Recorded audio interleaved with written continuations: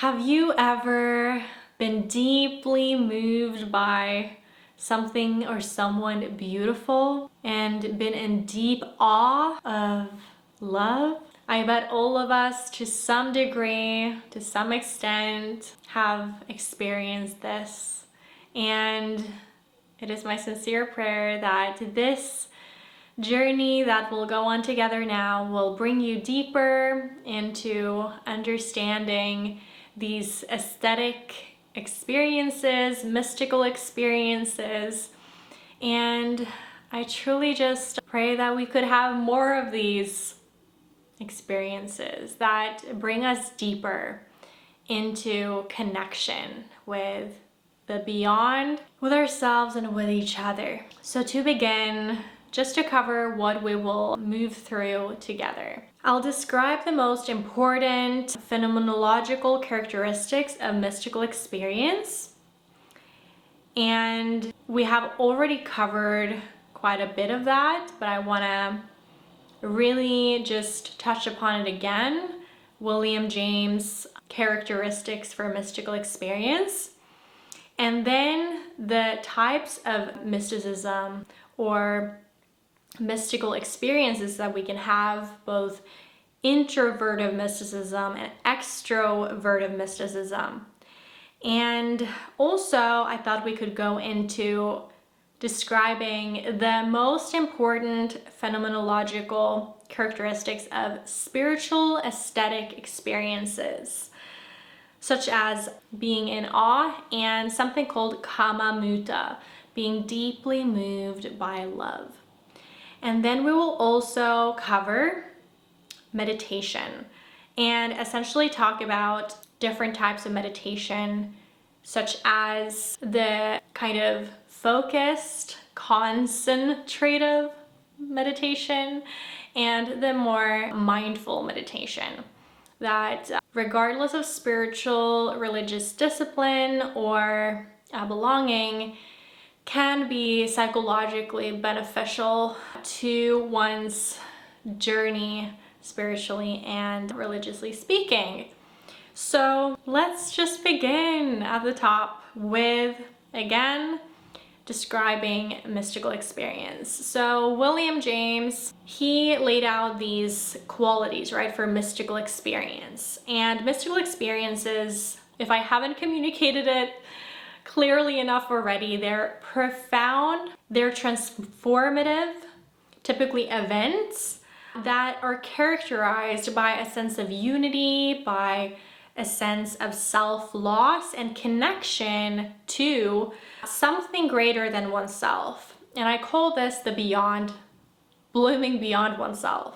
And these experiences may or may not involve supernatural beliefs, so it doesn't matter whether you believe or not believe. These experiences and these events can happen to absolutely everyone, because one of the ways that we describe them are passivity. They happen to you, beyond you, from beyond you, and are not rooted in your mere effort, if that makes sense. So William James' 4 core features of mystical experiences are characterized by ineffability, as well as having a noetic quality about them, and being transient, and also they are defined by passivity.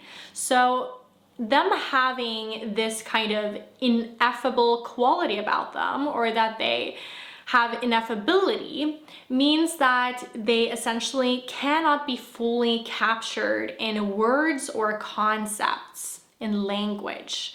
And so when you have a mystical experience, you have a hard time communicating the experience to someone else, and you often then struggle to articulate the mystical experience depth and how this experience impacted you, and really they're just beyond words. And mystics, you might call them, mystics, those who are really dedicated to engage in encountering these experiences, and let's say sacrifice a lot to to be available and open to have these experiences, they often kind of report or resort, I want to say report the experience, but resort to metaphors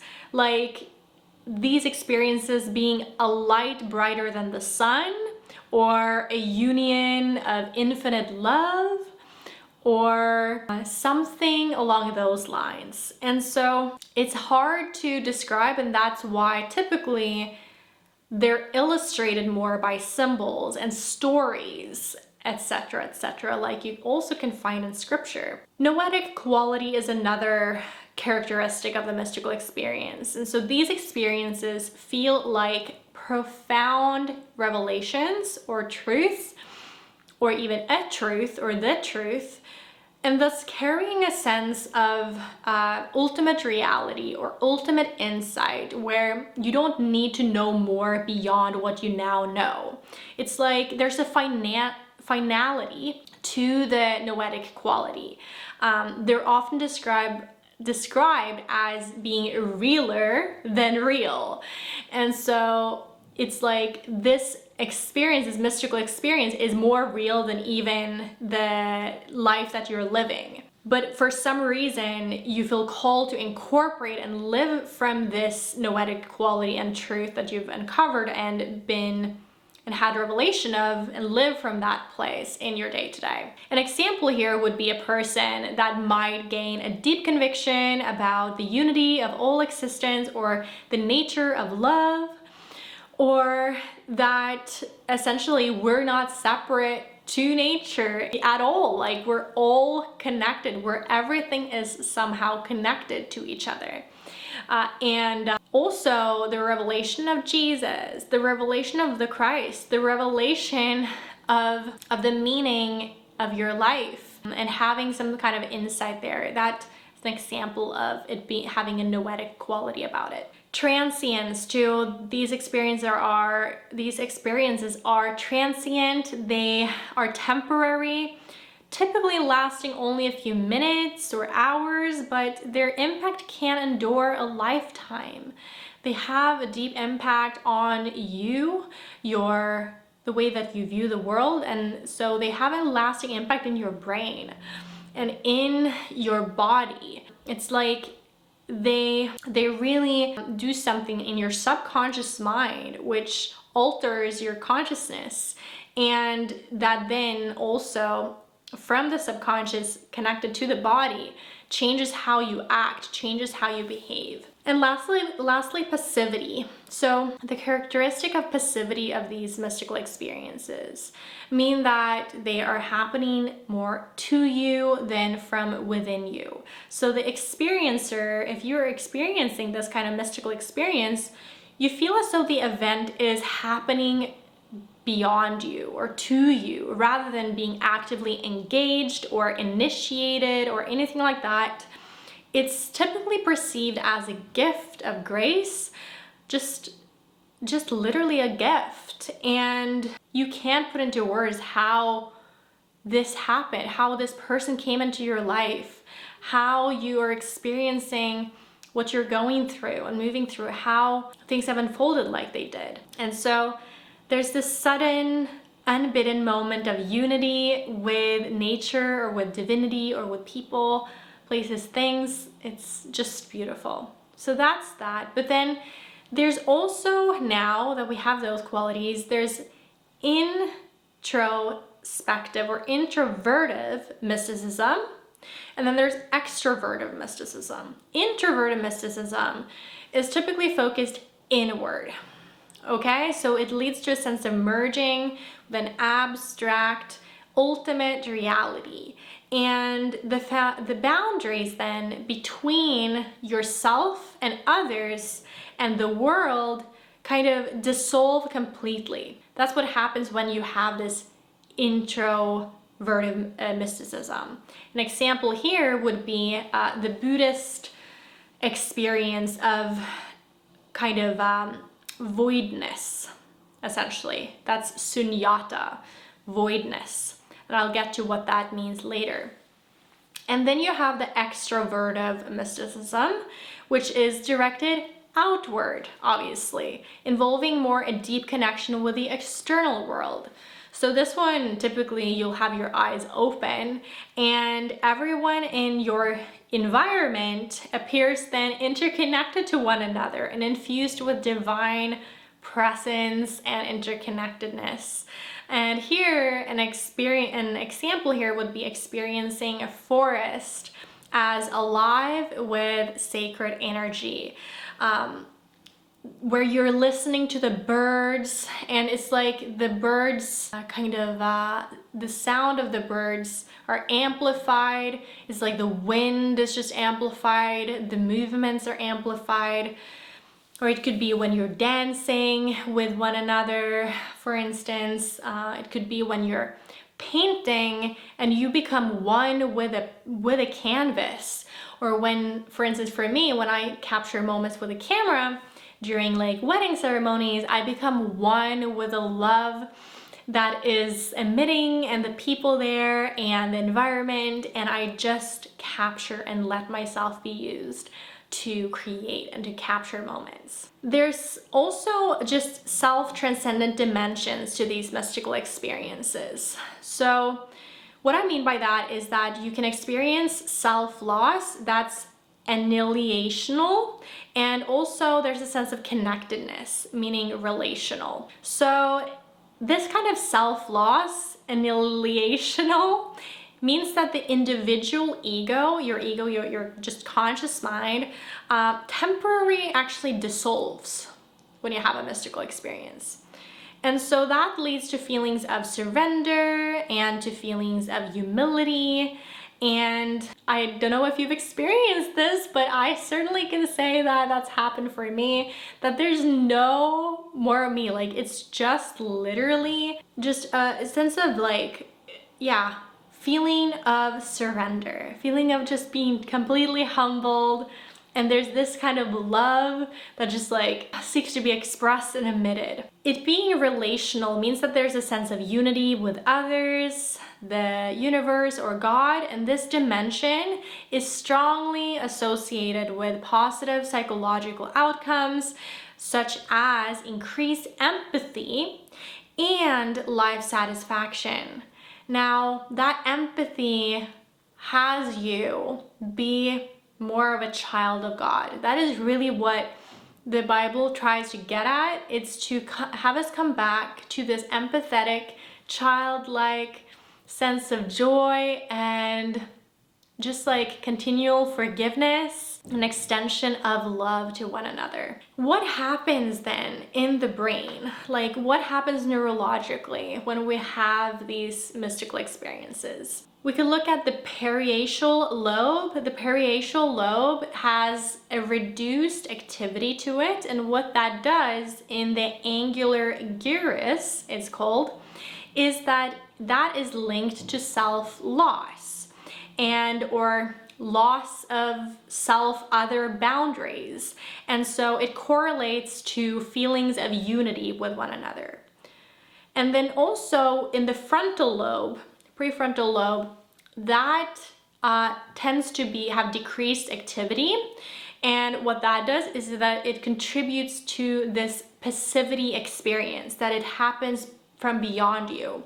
You realize that it's not something that you're engaged in or like something that was willed by your mere will, but it literally came from beyond. And also the limbic system, which is the emotional kind of very primal system in our brain, is involved obviously in emotional depth of mystical experiences and thus contributing to their noetic quality. The noetic quality, remember what that was? It is the quality that leaves you with deep truths or truth and just a deep sense of this is realer than real. That is because you have the emotional brain giving an increased sense of emotional depth, because you're more connected to that, because the prefrontal or the frontal lobe is is kind of has less activity to it, which amplifies our connection to the limbic system. Okay, I hope that's interesting to you. I find this very interesting. And then you have impacts and interpretations then of these mystical experiences. So the psychological impacts of such an experience is that it often can lead to increased well-being, reduced fear of death, actually, and a sense of purpose.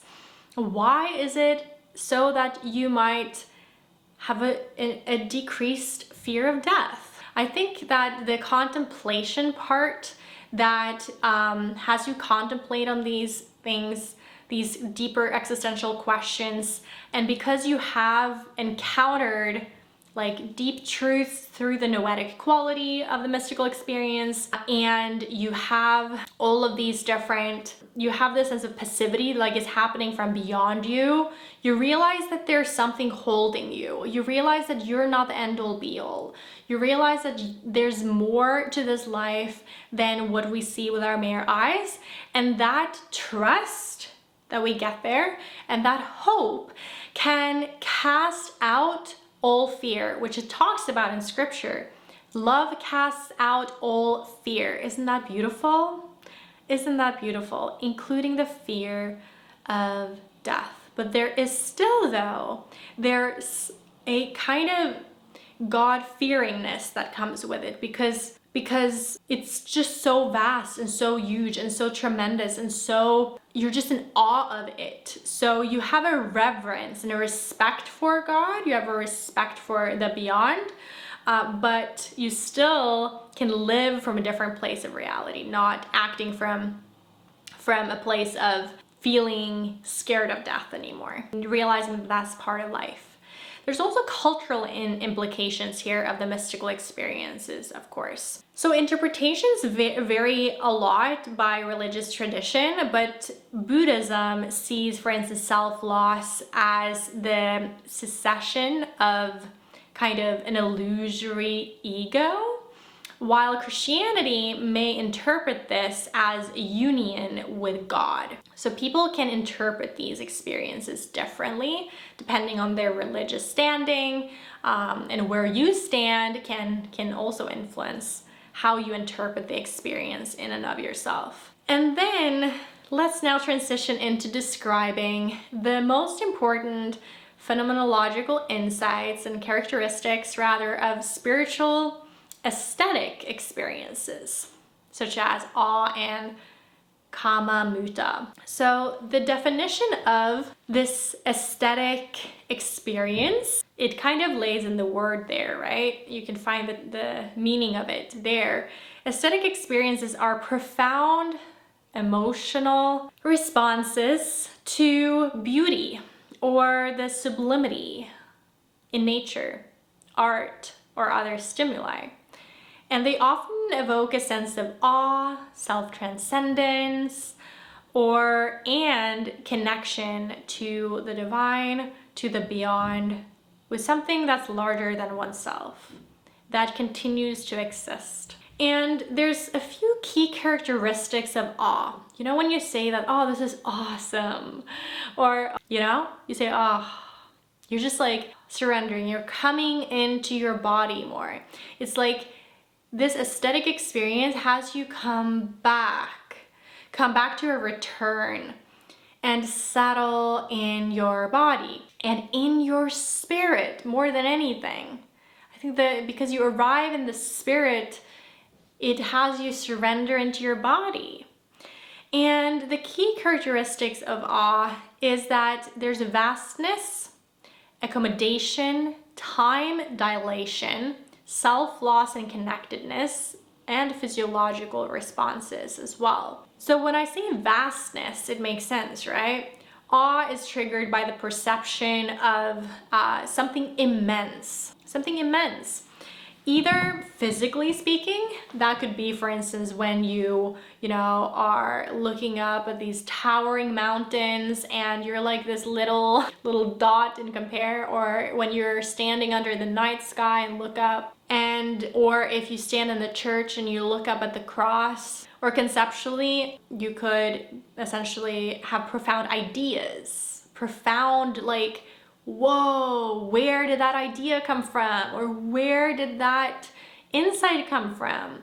So you can have awe in these experiences. For example, I have had several of these, both, physically and conceptually. A physical one would be, for instance, when I traveled around the world and I went to Grand Canyon with a group, and what they did was that they blindfolded us so that when we went to see Grand Canyon, we couldn't see it, but we could feel the immense vastness, like standing there on the edge. Obviously, this was with safety measures and everything, but it was so beautiful because when we then took off those blindfolders, we just got an immense sense of spiritual, mystical experience by just having such awe because of the view and the vastness there. So beautiful. There's something in people that are just drawn to these kinds of experiences, and it completely fascinates me. Further on, I also want to mention accommodation. So awe challenges existential mental frameworks, forcing you to really expand your understanding, to integrate the new experience. So encountering, for instance, a groundbreaking work of art shifts your perspective on life. And how can that be? How can it be that an art piece, or standing under Michelangelo's beautiful artworks in the St. Peter's Church, that can shift your perspective on life? It's such an awesome thing. I just love it. And it can even be such a thing as, and you can see this in the modern world. People even go to soccer games to look at soccer teams play against each other. And when there's a hit, a goal, then they literally stand jumping up and down, celebrating. And there's this sense of awe there. There's something in everyone, no matter you're atheist, whether you're atheist or spiritual or religious, that's seeking that. Also, time dilation. So I don't know if you've noticed, but awe often produces a sense of time slowing down or literally becoming irrelevant. Like, it's just irrelevant what the time is, how much time that has passed by, or anything at all. I'm just getting a little emotional here because I've had so many of these beautiful experiences and I feel so grateful for it. But essentially, you're just feeling suspended in the moment while witnessing beauty, or by being in the beautiful moment, or by being with this beautiful person that the sacred, the beyond, has created for you to experience. And here you are experiencing it. It dilates the time.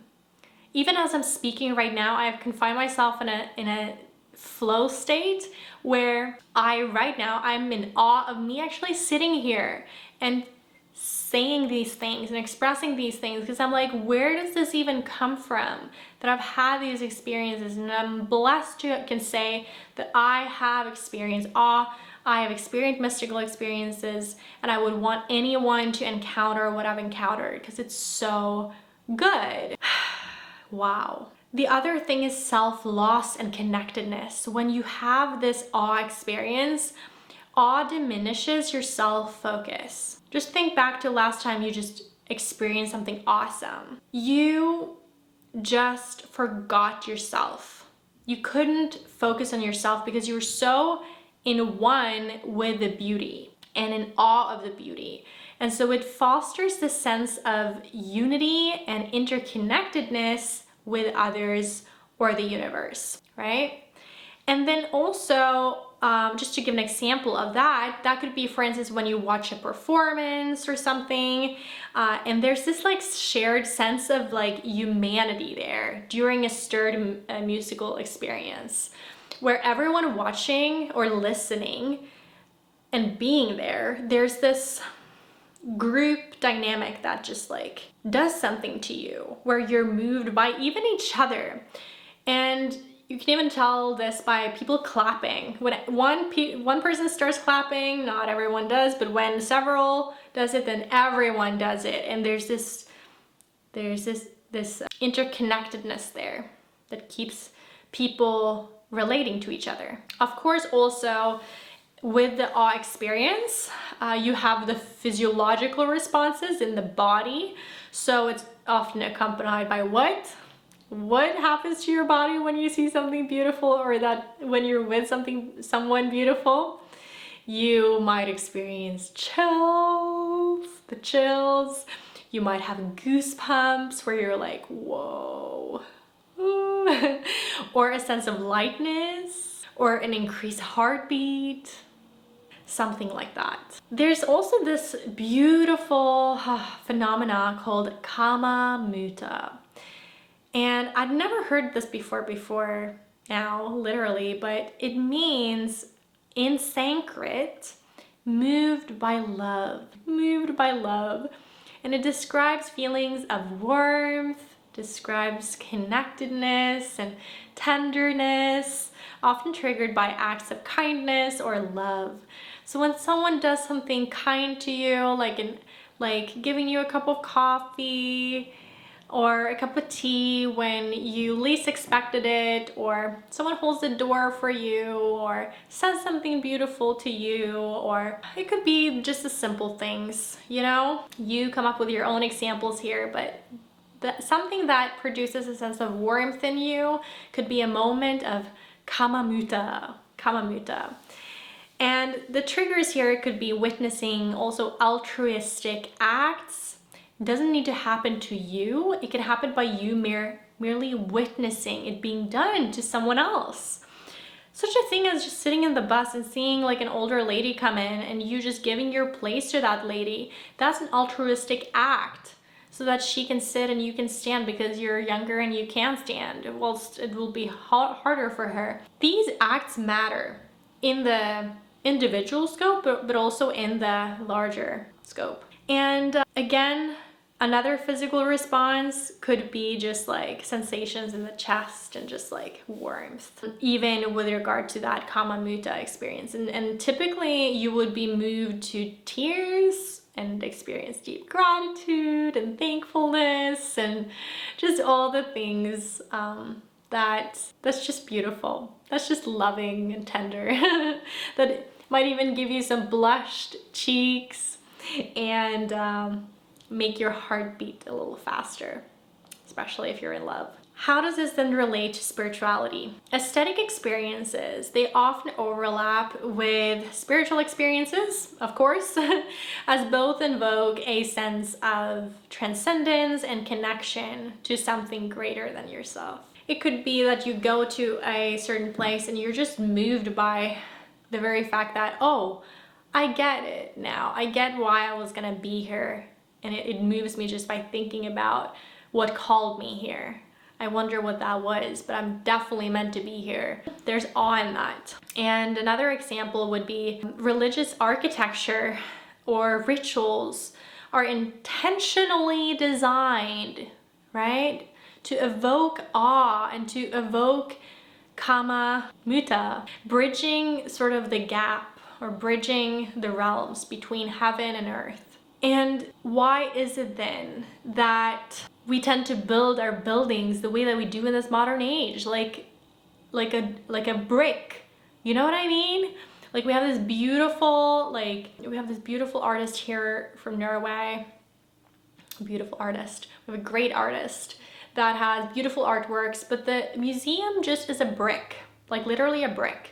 And there's an opera also, and I mean, I would say that that's a little bit more beautiful than the brick, but I think that we underestimate the way that the physical surroundings can have us feel.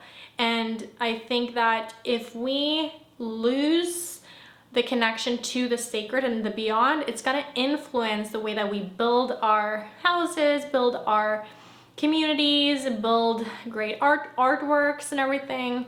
The contemporary way of doing things are just not connected to the sacred, I think. It's more about practicality and function. Lastly, just some neuroscientific insights about this too with regards to kama, muta, and awe. So in the medial orbitofrontal cortex, wow, it's essentially activated during experiences of beauty and reward, linking aesthetic appreciation with feelings of well-being. Wow. And the default mode network, okay, we can remember that, DMN, default mode network. This one is reduced, like the activity of it is reduced during awe, and that correlates to diminished self-focus and enhanced connectedness. So that is that for that section, and I thought that was a beautiful section. I love aesthetic experiences and exploring that and learning more about awe and kama, muta, I think will bring deeper appreciation for those experiences, and I pray that they will that for you too. And lastly, we're going to reflect on different psychological and psychoanalytic perspectives on meditation and spiritual experiences in the Buddhist and yogic tradition, both historical and temporary. And you know, for many years of my life, after having bloomed beyond perfectionism, I started exploring a lot of different modalities, such as yoga, which I did every single day for like 6 years. Now I don't do yoga anymore, but I do Pilates and other forms of physical exercise, and I don't engage in physical exercises that are connected to the Hindu or Buddhist tradition, which yoga is, but it can be seen by a lot of people as just something physical, but to me it's not. But anyhow, meditation is something that I also engaged in a lot on my spiritual journey, and the ability to concentrate through meditation, concentration practices, but also mindfulness practices, the ability to observe one's thoughts and be mindful about the way that we engage with the world. So there's a few things that I'll cover here. First, I'll go into historical psychoanalytic perspectives and contemporary perspectives, and then we'll go into key differences between psychoanalysis and Buddhism, okay? So psychoanalysis versus Buddhist approach. Well, let's see. We'll start with, the psychoanalytic father, which is Freud. So Freud, he came up with this term of the oceanic feeling, and he described the oceanic feeling as a sense of oneness with the universe, as a regression to the infantile helplessness and symbiotic union with the mother, and that these mystical experiences induce us or draw us back to that place, and that oftentimes it can be quite addicting because as babies we relied on our mother to survive. We relied on her to nurture us, and we seek that, he believed, we seek that at a deep subconscious, unconscious level, and try everything in our power to recreate that experience. And Freud, he dismissed it as a longing for primal narcissistic unity and fantasy, even failing to actually recognize the potential that mystical experiences can have for growth. And I do actually agree with the fact that it can lead you to deeper narcissistic tendencies if you just indulge in self-development practices. You can actually become very narcissistic, and you'll look to leaders, spiritual leaders around you to kind of fulfill the role as the father, and not go beyond that into contribution, which is why we're here. So that was Freud. And then you have Jung. So Jung, he embraced spiritual practices. He viewed mystical and meditative states as pathways to individuation and integration of the unconscious. so that these spiritual experiences and everything, the mystical experiences, the awe experiences, the kama muta, the revelatory experiences, and all of these different types of experiences, they all are not only a bonus, but they're actually necessary part of individuation, as part of becoming that which you are here to be, which is returning to the child of God, and being in unity with God, and bringing the heaven down to earth in whatever measure that you can do this in your life with your gifts and talents and who you are. So Jung, he highlighted archetypes like the self, okay, and symbolic systems that meditation often engages. Then there's also a few other perspectives beyond Jung and beyond Freud, contemporary perspectives, as in like new perspectives. You have Mark Epstein's integration, for instance. Epstein, he basically integrates Buddhist teachings into psychoanalysis, interestingly enough. He emphasizes mindfulness as a tool for observing and releasing attachment to false self-concepts and representations. And so he believes in meditation as something that fosters a deeper connection to the self of awareness, enabling individuals to transcend ego-driven defensiveness. And I'm actually quite surprised why a lot of these psychologists and everything, that they don't go to the extent of hypnosis and hypnotherapy, because that brings you even deeper in touch with the subconscious and unconscious mind, ultimately into connection with God. And it's fascinating that that isn't as emphasized, that it's more meditation. But meditation is kind of like the next step from psychoanalysis to meditation, all the way through to hypnosis, and eventually you'll be able to access these states yourself and have them also happen to you, if that makes sense, because your mind has capacity to hold that and do that. And meditation practices, they can root in different spiritual and religious disciplines, but in Buddhism and yoga, you have concentration practices and mindfulness practices.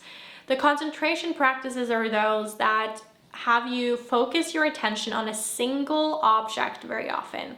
It could even be such a thing as a candle, as a fire, as something. I remember still when I was practicing this, that I was working with different elements like water, meditating on water, looking at the water dripping in the sink, in the bathtub, looking at the candle when I was about to do a session, or that I would look at the trees and be connected to the earth and stare at my feet, and like all these things. These are concentration practices, okay?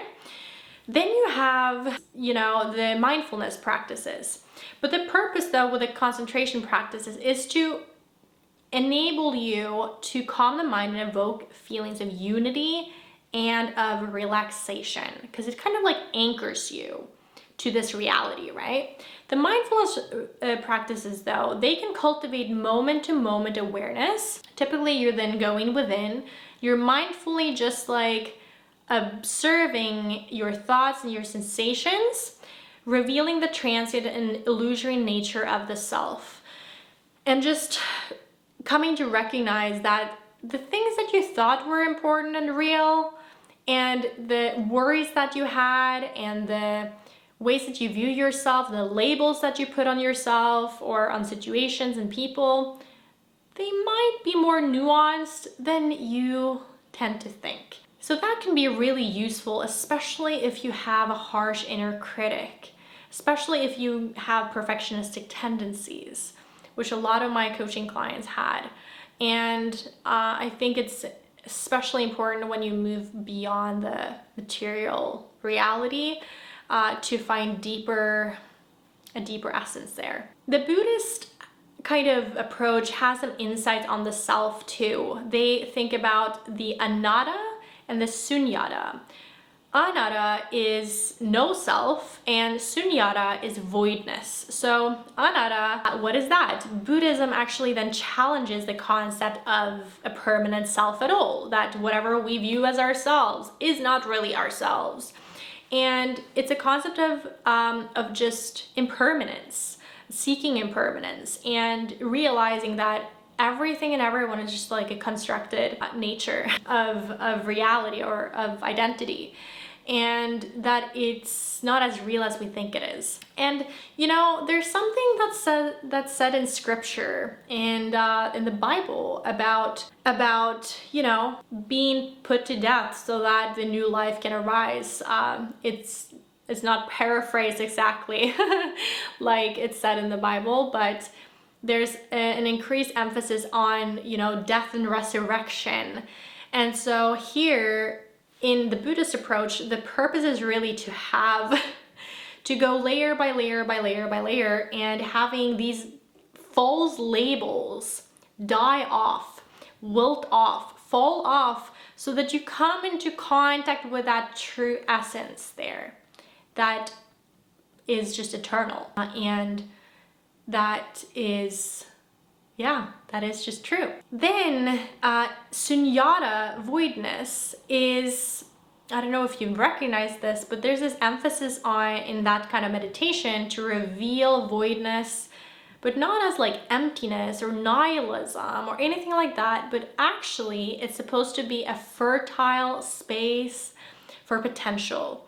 So to become aware that there are moments between the moments between the moments, that all of these hold potential of you engaging with these small spaces of potential to create something meaningful, or at least to be in those spaces of potential instead of escaping them or blindly just ignoring them or unconsciously taking them for granted.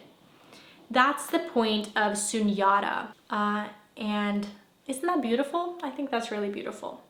The therapeutic applications of this is that meditation fosters emotional regulation and reduces narcissistic defensiveness. If you are indulging in this, it can increase narcissistic tendencies. So be aware of that so that you don't like go into a cave for like 10, 20 years, because we're also meant to return back with the revelations that we get, right? And it can also promote equanimity. So a sense of equilibrium, balance, etc., etc. Brightness, bravery, and balance was what I kept talking about before. And there's this middle path that's emphasized with meditation. To find the middle path, you know, in Christian tradition, we talk about the narrow path, that very few take the narrow path and most people take the path that's wide and open and easy. And the narrow path, or the middle path, is one that offers a balanced approach to self-development, and that looks quite different to any other path, really. That will look quite unique to you. And there's some challenges in transformative potential here as well. So meditation can evoke discomfort, okay, by confronting deeply ingrained self-concepts. And so when you're meditating, it's crucial to have a guide. This is so important. It's helpful to have a guide, to have a sense of community to do it with, and to go along, go do it by yourself, but then come back into being guided, you know? Learning how to go about meditation. For instance, practitioners may actually experience moments of unintegration where the self feels fragmented. So during meditation, you won't always have coherence. In fact, sometimes you will have a sense of self-incoherence and fragmentation. Your self is being fragmented up by you being confronted by yourself, essentially, or by awareness, or by God. You're confronted to see something that you didn't see about yourself before. And now that you're aware of it, now comes the responsibility to handle that And as a Christian, I can say that I know that I'm not handling that on my own, that Christ died for me to have life, and that I can do it with him, that he's with me, he's behind me, he's in front of me, he's with me. But just know that when you're experiencing these things, typically it's because there's new awareness that's being integrated, or that's being, that comes up. And then when you come out of the meditation, it's time to actually integrate it into your life, to not just like continue on a hamster wheel in these things. So this state can foster creativity, can foster insight, can have you learn to embrace the fluidity of self-representation, that you don't hold so tightly to yourself. In scripture, it talks about you have to lose your life to gain it. You have to lose your life to gain it. And it's the same here. You gotta lose yourself to regain it, and to have a renewed perspective or a renewed identity that's more authentic to the gifts that you've been given by the beyond, by God, the essence. There's some key differences here, as you can tell, between psychoanalysis and Buddhism. The focus is in psychoanalysis that it explores intrapsychic contents and suppressed emotions and repressed material. In the Buddhist approach, it's not so much about the kind of intrapsychic conflict, but it's about emphasizing detachment from self and detachment from things and concepts, and reducing reactivity, to respond more to situations instead of react from them or to them. So the outcome of psychoanalysis actually seeks resolution of conflict. So whenever there's conflict in your life or in yourself, there's different parts in you that think different things. Now these means parts integration. They need to be confronted and integrated through talking about it, through bringing it up, and there's different tools in psychoanalysis to help integrate that. Buddhism, on the other hand, it cultivates equanimity and insight into the nature of existence. So that's quite different, isn't it? It's more about contemplation on the nature of why am I here? What is this all about? It's not so much about the resolution of conflict, but merely observing whatever conflict that there is, and not attaching oneself to needing to fix it. So just to conclude that section, this intersection of psychoanalysis and Buddhist tradition, I would say, reveals complementary approaches to understanding the self and spirituality. Meditation, as a tool of self-awareness, offers both psychological healing and spiritual liberation by dissolving the illusion of a fixed self, fostering greater openness, and aligning you with the personal dimensions of existence. So I think that there's a time and a place for psychoanalysis, there's a time and a place for meditation, or the Buddhist approach, if that makes sense. And I think there's a time and a place to do both. And there might be times where you don't have to do neither of those. I personally don't do neither of those anymore, like in a, where I go about doing it on a, weekly basis or whatnot, or a daily basis, but I have kind of integrated almost like the tools and the frame of mind to be able to go about it regardless, to observe my thoughts, to not attach myself to people, situation, things, etc., from that place of neediness or needing for them to satisfy me, but merely to participate in the experience, in the relation, in the whatever it is that I'm dealing with or project, and to be of contribution, to bring my wholehearted love there, and to discern where the line is in certain circumstances. And I have an ability to resolve conflict through the psychoanalytic approach as well. And I think that, again, everyone needs this one way or another in life, because life can bring us all kinds of experiences and we never know when. So it's really more about preparedness. Instead of waiting for the last minute for when everything falls, that we would rather embrace a sense of preparedness, cultivate preparedness for anything that might come our way. So just to close up here, as we wrap up for now of exploring spiritual and mystical experiences, I just encourage you to reflect on your own journey. Have you encountered any kind of moments where you shifted your perspective on something? Have you engaged in meditation? Have you engaged in psychoanalytic approach?